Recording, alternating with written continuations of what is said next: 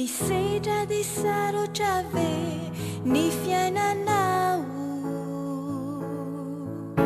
no ireo olana marobe izay miseo to mila hampanohy fo mampiseto ity misy vaolana lazaiko anao misedra di sarotra ve ny fiainanao no ireo olana marobe izay miseo to mila hampamohy fo mampisento ity misy vaolana lazaiko anao haolay jesosy fa haolana hoaisio anao izy ilay fitiavana sy fiadanana raiso izy animo oekeo mpamonjy anao de ho azonao antoka tokony hoavina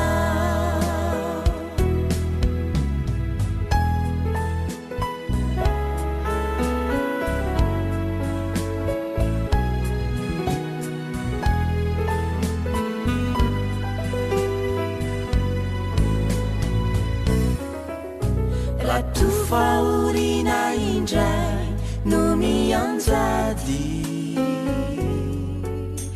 aretina sy aiai mandratra fo reo zavatsarotra manjo iainanao ity misy vaolana lazaiko anao haolay jesosy va haolana hoaisio anao izy ilay fitiavana sy fiadanana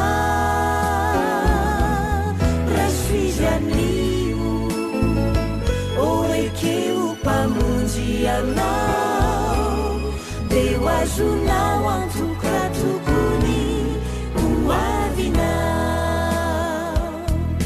haolay jesosy va haolana hoaisio anao izy ilay fitiavana sy fiadanana raiso izy animo oekeo mpamonjy anao de ho azonao antoka tokony hoavinao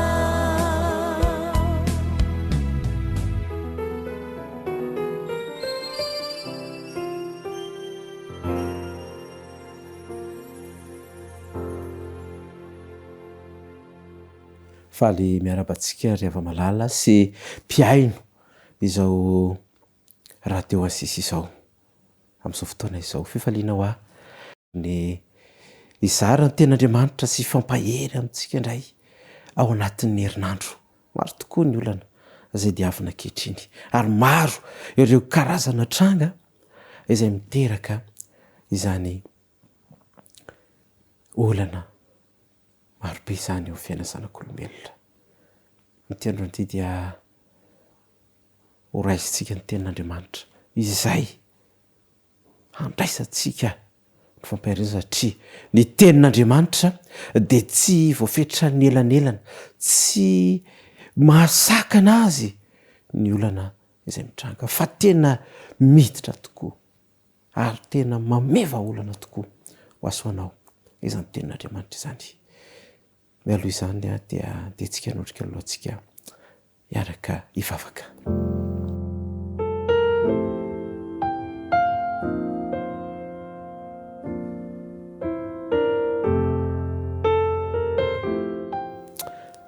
Andriamanitra renay dia renay mandrakariva ny anaranao noho ny haben'ny fitiavanao sy ny famindramponao aminay tsirairay avy misaotra ray malalo satria dia atolotra ao anay mandrakariva ny fahasalamana, ny hery ny tanjaka.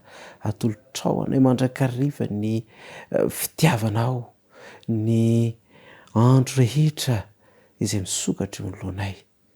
Ray malalo, misaotra satria tena fitiavana tokoa ianao. Amin'ity androany ity ray malala dia hanokatra ny teninao izay meo anay fanay masinao, mba ahafahanay mandray izany teninao izany ary sokafo ny fonay mba ho tany lonaka andriny izany teninao izany, ka dia hanana fanantenana tokoa izay, na dia miaina ao anatin'ny korotandava aza, na dia miaina ao anatin'ny toe-javatra izay manahirana ny saina izay iainan'ny zanak'olombelona ankehitriny. Ko dia matoka izay fa izao fotoana izao dia eo ambany fijerinao izany. Izany vavaka izany dia tonononay sangatanay noho ny amin'ny anaran'i Jesosy. Amen.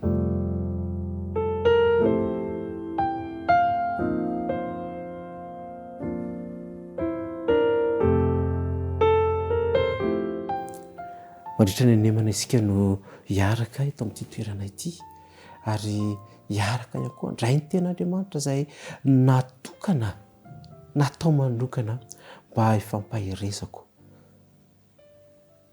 sy hifampaherezanao ity anio ity. Tena zava-dehibe ry havana. Matetika manko dia rehefa mandinika ny ten'Andriamanitra isika dia hita ohatrany hoe lavitra tokoa izany Andriamanitra izany, tohatrany hoe sarotra ny mahita izany fiasan'Andriamanitra izany eo fiainantsika. Fa amin'ity androany ity kosa dia mampahery anao ary ho hitanao tsara, ho hitantsika tsara fa tsy voafetra ny fotoana dia fikasan'Andriamanitra, tsy voafetra ny elanelana, tsy voafetra ny olana, tsy voazaka ny olana, ny vahaolana izay omen'Andriamanitra. Dia androany ity dia hitodika aminao izay mitady ho kivy ny tenin'Andriamanitra, ary tokoa ny zavatra mitranga, ary maro ny olona no kivy, maro ny olona no tsy mety halalina lehitsony, maro ny olona no mifikify vokatry ny fiainana.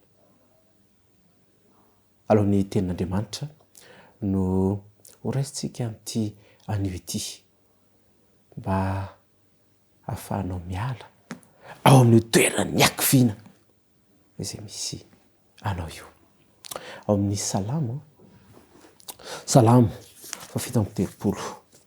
Salamo 7:30 no jerentsika. Salamo 7:30 ka ny andininy 5. Salamo 7:30. Salamo 7:30 ka ny andininy 5. Sao valazan'ny ten'Andriamanitra, vakitsika amin'ny anaran'i Jesosy. Akino amin'ny Jehovah ny lalanao ary matoky azy fa ataony tanteraka izany. Akino amin'ny Jehovah ny lalanao, na ho aiza ianao, na ho aiza ry havana, dia azadino ny manankina amin'ny Jehovah ny fikasanao, ny lalanao alehanao rehetra sy fikasanao rehetra. Akino amin'ny Jehovah fa tena ataony tanteraka izany. Matoky manko ny tsy ampy amin'ny zanak'olombelona ny fahatokisana ary ny fiarahana amin'ny Jesosy rafana dia tena hoe finoana, tena finoana miarahana amin'ny Jesosy. Akino amin'ny Jehovah ny lalanao ary matoky azy fa ataony tanteraka. Rehefa malala matoky izany teny izany, fa ataony Jehovah tanteraka izay zavatra ankininao aminy. Matoky azy, matoky an'Andriamanitra ry havana, fa izay tsy ampy amintsika zanak'olombelona. Ary ny Romanina 5, Romanina 5 dia mbola manamafy izany. Romanina 5 ka ny andininy 7:20. Romanina 5 ka ny andininy 7:20. Romanina 5 ka ny andininy 7:20. Izao valazan'ny tenin'Andriamanitra. Ary fantatsika fa ny zavatra rehetra dia miara-miasa hahasoa izay tia an'Andriamanitra dia izay vao antso araka ny fikasany rahateo. Andriamanitra ry havana dia mahalala ny masoantsika, fantany masoantsika, ary ho antsika izay manolo tena ho an'Andriamanitra dia azalinao fa fantatr'Andriamanitra ny ilayntsika, fantatr'Andriamanitra ny masoantsika. Ary isika nge dia didin'Andriamanitra azadintsika fa ny zanako sy asan'ny tanako izy dia aoko ao adidiko iandriavana malala, adidin'Andriamanitra izasy ianao, ny tsitsina aza iny maika moa fa izasy ianao andriavana malala. Aoka isika atoken'Andriamanitra ho fiainantsika fa fantatr'Andriamanitra ny mahasoantsika. Ary io Andriamanitra io dia manome teny fikasana ho mahafinaritra mihitsy ho asoanao. Ary ilayntsika ry hava malala ny mahatoky izany tenin'Andriamanitra izany. Araka ny teny tany voalohany hoe mila finoana fiarahana amin'Andriamanitra. Maro ny olona kiva ankehitriny, maro ny olona kiva ankehitriny ary tsy tantsony izay lalako ombana. Tapina maizina ny lalana fa ny Baiboly dia manokatra lalana ho anao ry havana malala. Matoky an'Andriamanitra, apetrao aminy fanahina rehetra. Zava-dehibe loatra ny fitokiantsika amin'Andriamanitra. Ho an'ny Petera voalohany toko 5 ka ny 7. Petera voalohany toko 5 ka ny 7. Dia izao voalaza ny tenin'Andriamanitra. Ary apetrao aminy fanahinareo rehetra fa izy no miahanareo. Apetrao aminy ny fanahinareo. Inona ny ahianao revana? Tonga dia eto amin'Andriamanitra, atao voalohan-daharan'Andriamanitra fa izy no miahy, izy no mikarakara antsika, izy no afaka mahafantatra izany olana izany. Matetika isika rehefa manana olana dia ny olombelona tahaka antsika ny dodododontsika tsy ry havana.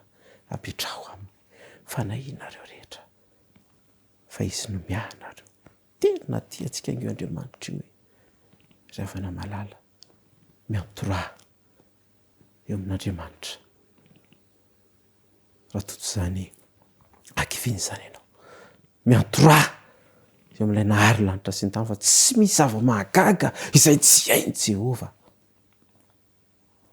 Ny ilaina aminao dia ny fatokiana azy. Ny ilaina aminao dia ny fitalahoana, fifandraisana aminy. Maro ny olona manana olana fa tsy te hielika izany Andriamanitra izany. Kanefa ry havana dia fatsoki-hevitra izany. Satria ilay Andriamanitra izay namorona azy ianao dia efa manana vahaolana manjatonjatony, anarivorivony ho asoanao. Ao amin'ny Salamo 5:20 dia mbola manamafy izany ny tenin'Andriamanitra. Salamo 5:20. Mahafinaritra ange ry havana miaraka amin'Andriamanitra ary manaovy ianao fanandramana azy mihitsy ny tenin'Andriamanitra hoe andramo ka izaho fa tsara Jehovah.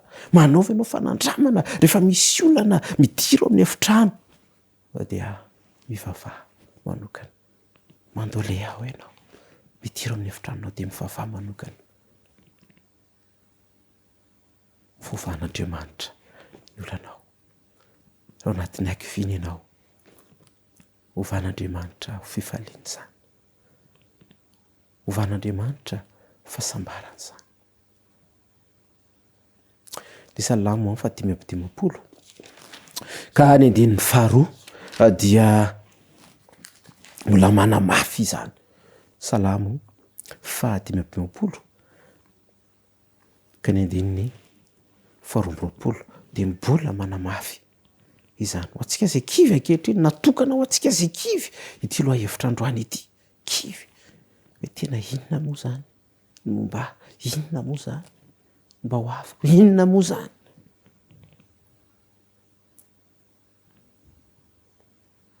Mety azoko antena iny.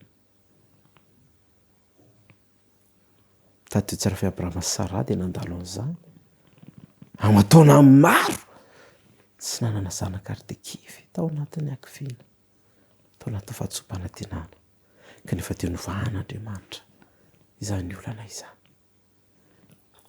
Azay no fahakiviana lehibe nisy tamin'izy mivady ireto. Tsy fananan-janaka ary efa ny anatin'ny fahanterana nomen'Andriamanitra vahaolana. Ravana malala, tsy misy zava-mahagaga izay tsy hain'andriamanitra. Salamo fatimy amby dimampolo ka ny andinin'ny faharoa amby roapolo zao fa laza ny ten'andriamanitra abiatrao amin'ny Jehovah ny entanao ary izy no hanohana anao tsy avelany angozozo mandrakizay ny marina. Rehefa namalala isika kristianina dia tsy avelany Jehovah angozoozo, vonina izy ny ara ilanja ny fahorintsika, vonina izy ny hanohana antsika ka tsy ho lavo rehefa miaraka aminy. Abiatrao amin'ny Jehovah ny entanao. Maro zavatra izay miteraka vakiviana, mafesatra eo amin'ny fiainantsika. Fa tady dio tsara izay teny izay. Izy no hanohana anao, Andriamanitra ry havana no hanohana antsika tsy anjera, tsy ho lavo, miara mitondra izany entana mafesatra izany amintsika. Andriamanitra, ny riko amin'ity androany ity dia ny antorahako sy antorahanao n'Andriamanitra rehefa tojo vakiviana isika, satria izany Andriamanitra izany dia vonina tanteraka ny hanampy antsika, hampitraka antsika. Ny tompony hitantsika tsirairay avy. Amen.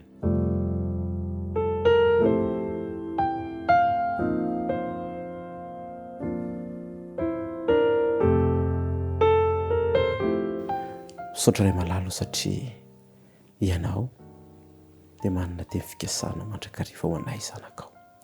Ray malalo nomenao anay ny teninao tamin'ity androany ity fa ianao dia miay anay, ianao dia mikarakara anay, ianao dia manohana anay, ianao dia mamany olana rehetra. Andriamanitra, ny tsirairay izay manana hakiviana amin'ity androany ity dia matoky izahay fa dia hiditra an-tsehatra ianao mamany olana rehetra, ka izany hakiviana izany dia ho lasa fanantenana miaraka aminao. Apitrakao ny tsirairay Andriamanitra ary meo fahatokina anao. Omeo anay mandrakariva ilay fanahy masinao mba hatsiarovanay izany teninao izany, ka na mandalo ary izany hakiviana izany dia fahazonay antoka fa ianao no amahy, ianao no ame vahaolana tsara indrindra. Amin'ny anaran'i Jesosy no ankatanay sy hanonanay izany vavaka izany. Amen.